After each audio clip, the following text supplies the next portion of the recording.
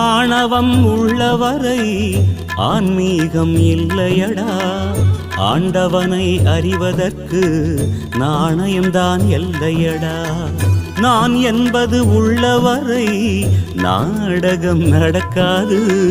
நான் என்பது உள்ளவரை நாடகம் நடக்காது.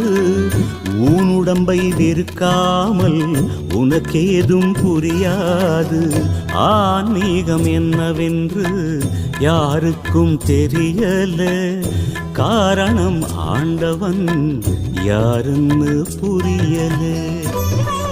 காசியில் நீ குடிச்சாலும் வாசியை நீ புடிச்சாலும் சக்தி தரும் மந்திரங்கள் 1000 நீ படிச்சாலும் ஆசை குணம் அடங்காமல் ஆண்டவனும் தெரியாது. ஆசை குணம் அடங்கா